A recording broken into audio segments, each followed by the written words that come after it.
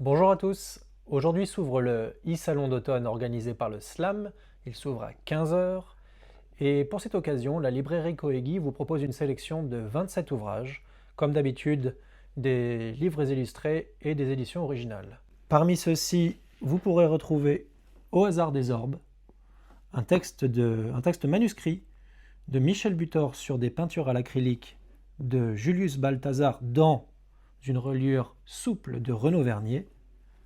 Regardez un peu la beauté. Avec un envoi au libraire Jacques Matarasso.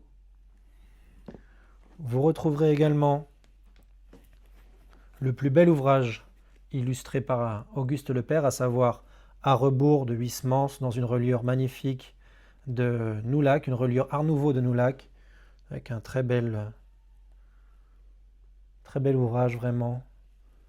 Regardez le travail de Auguste Lepère, sublime comme d'habitude. Et enfin, le prix Goncourt 2002, Pascal Quignard pour Les Ombres errantes, qui ouvre le cycle du Dernier Royaume.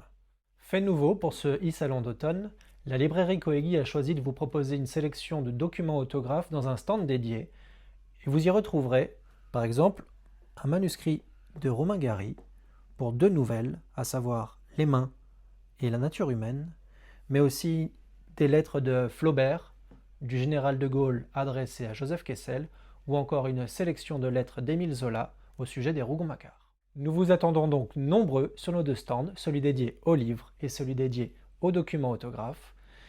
Le salon ouvre aujourd'hui à 15 heures et ferme ses portes dimanche, donc à très bientôt.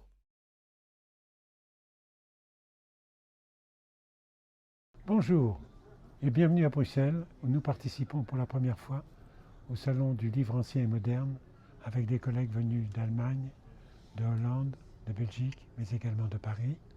À cette occasion, nous présentons un panorama très complet de la littérature française 19e et 20e siècle et quelques petites surprises pour nos amis belges avec une saison en enfer qui, comme vous le savez, a été donc éditée à Bruxelles, avec Femmes de Paul Verlaine et un magnifique envoi à Henri Corton de Viard, donc Premier ministre de Belgique en 1920.